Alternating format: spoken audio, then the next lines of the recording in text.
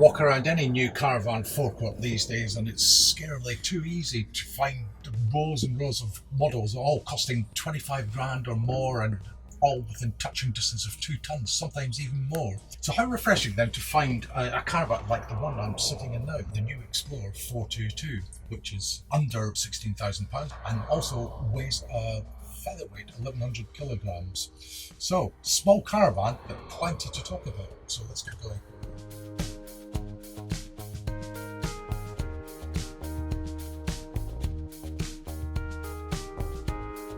Just like its more expensive Eldest, Compass and Buccaneer branded stablemates, it's produced using the so-called solid construction method to give a fully bonded body shell, and you get a 10-year anti-water ingress warranty to back that up. Our test example acquitted itself superbly.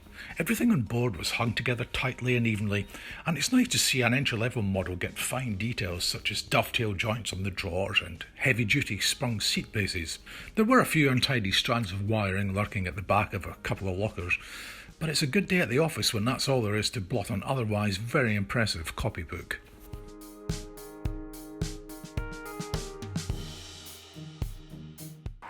For many caravanners, this is the reason to buy the Xplore 422 in the first place. Fully laden and ready to go, it weighs less than 1100 kilograms. That's super lightweight and pretty much means that you can tow it with almost anything. Certainly every compact hatchback will be absolutely fine. This particular Xplore comes with the added SE pack, which brings with it the Alco hitch stabiliser as part of the deal. So get the match right and it's a super easy to tow caravan that'll take you everywhere.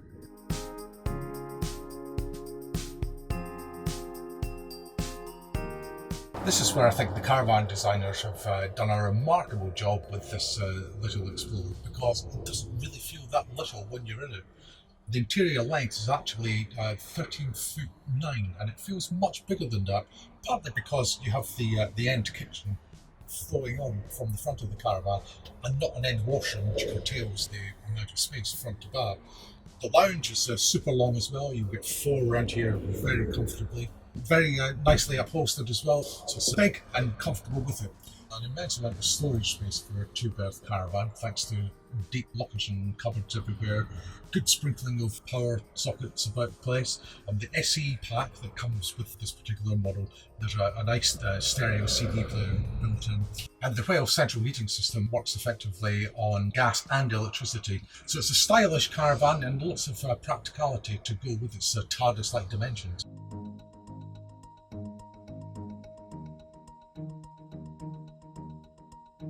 So this, if you like, is the elephant in the room.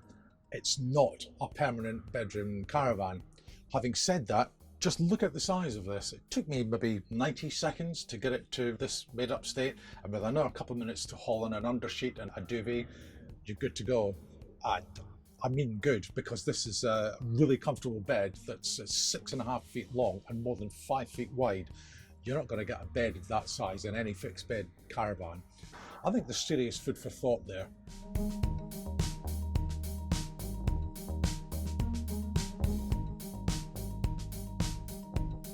So here we are in the L-shaped end kitchen, not a layout that you see very often these days, but this is very pleasing on the eye. It looks nice with its swoopy L shape, and you have 2 windows as well, one here on the near side and one behind me, as well as a sunroof directly overhead. So it's a nice light area to work in.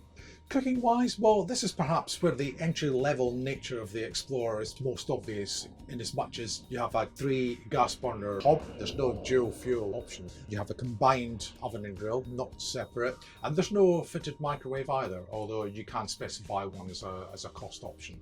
There's not a huge amount of work surface, but there's enough to get by. Loads of storage space, whether in deep cupboards underneath the cooker or in the bank of lockers behind me, which do go back a long way. So it's a really nice little facility.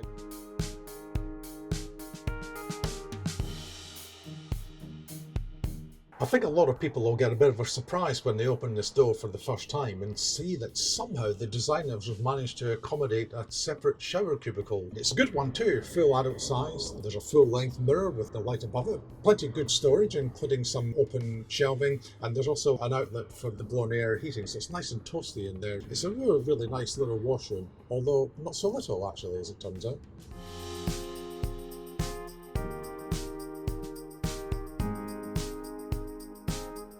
For such a compact little caravan, it's actually really nicely lit, with plenty of strategic lighting placed from front to back, including no fewer than 4 flush-fitting sunken lights in the ceiling. The kitchen, nice to see 4 of the same lights on the underside of these locker shears rather than the more usual LED strips, and there's another couple in the washroom as well, including a separate one for the shower compartment. The only area that perhaps could do with a little bit more finesse is the lounge. There are only 2 reading lights, but generally speaking it's really nicely done.